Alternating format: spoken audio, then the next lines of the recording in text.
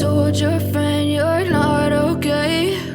And tell me what's wrong and why you never said you felt that way. Привет, песеры, с вами Морж. Ну что ж, ввели нам команду недели, а раз команду недели ввели, то стоит ее открывать. И действительно, мне нравится, как Konami ее реализовали. Сейчас объясню вам, почему. В принципе, в предыдущих видео я об этом говорил. В общем, получилось все очень даже неплохо. Да, кстати, обязательно пройдите испанскую лигу против искусственного интеллекта. Вам одну крутку дадут бесплатно. То есть можно будет крутануть не 3 раза за золото, просто как раньше, а 3 раза за золото и 1 раз бесплатно, то есть из этих 11 игроков можно получить 4, что вполне себе неплохо. Эти игроки интересны в первую очередь тем, что у всех стиль прокачан по 90, все стили, то есть под любую схему, под любую тактику, которую вы захотите, вы сможете этого игрока поставить, и это на самом деле охренительно. Я вот жду от Konami, что у эпичных карт, да, там Зейдарф у нас анонсирован, Снайдер у нас анонсирован, что у них будет точно так же. Пока мы не знаем, но я надеюсь, что у них тоже стили будут по 90, и можно будет под разные схемы запихивать одну и ту же карточку, и она везде будет хорошо сыграна. Но мы переходим к Потву, они же Player of the Week. Вот такие вот 11 карточек у нас доступны, и в чем здесь прикол? Смотрите, обычные Мбаппе, которые у нас до этого были, тоже качаются до 97. Но если обычному Мбаппе выкачать все стили по 90, то он максимум будет 95, а то и 94. И поэтому эти карточки явно лучше, чем обычные у нас варианты. То есть, наконец-то Konami поняли, что за золото нужно давать более качественный, более интересный контент, если они, конечно, хотят, чтобы это золото в игру вкидывали.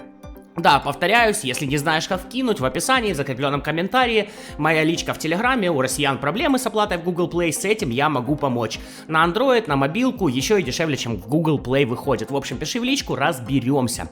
Неплохой, кстати, набор действительно игроков. Здесь есть Салиба, который, в принципе, очень даже хорошо себя показал за Арсенал, и я, как фанат Арсенала, вполне готов его выловить. 92 у него на максимальном рейтинге, ну, сами понимаете, если прокачать правильно сыгранность, будет где-то 95. Так что у нас Мбаппе соточка, Бастони, грубо говоря, 97, Салиба 95, Модрич есть. В общем, пак действительно неплох, вполне себе неплохо. Давайте посмотрим, что мне даст с бесплатной попытки. Ну и 3 раза, конечно же, я крутану за золото.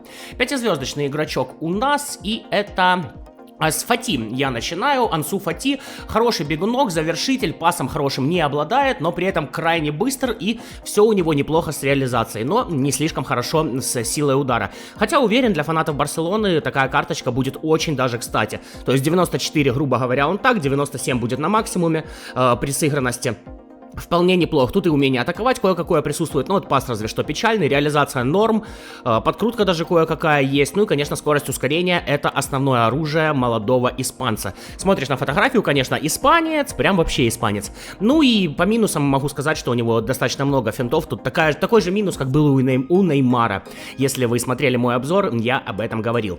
Итак, и 3 попытки у нас за золото. 10 игроков у нас остается, Konami заявляет, что на каждого из игроков шанс одинаковый, то есть, по сути, даже за бесплатную крутку каждый 11-й игрок у нас в eFootball Mobile 2023 уже, да, вот, получил у нас Мбаппе, имба лютая. Италия, Бастони, 95 номер. Ну что, вполне себе неплохой улов, высокий корпусный парень, да и в принципе, я думаю, Интер можно в этой части собирать. И карточки здесь будут интересные, и само собой эпиков нам насыпят, возможно, легендарные тренера Интера появятся, почему бы на самом деле и нет. Konami сейчас делает правильные шаги, как мне кажется, по поводу развития игры, да, не без косяков, есть еще минусы, то есть вы знаете, у нас сейчас можно турниры с искусственным интеллектом проходить, типа в режиме симуляции, и можно выбирать сложность. Вот у меня только возникает вопрос, а как, если я не играю, ну, типа, на что влияет режим сложности? Ну, это немножечко странно, то есть мои игроки всегда же одинаково будут играть, а на состав, не состав, я не знаю. Так, выпадает мне Салиба, про него мы и говорили, конечно же, представитель Арсенала. Ну что, 2 центральными защитниками я уже запасся, оба рослые, оба высокие, да, не самые быстрые, но, тем не менее, достаточно хорошо себя показывают. Ну, осталось Неймарчика, не Неймарчика, конечно же, Мбаппе вытащить, 8 игроков у меня остается, и всего лишь 1 попытка. Давайте пробовать.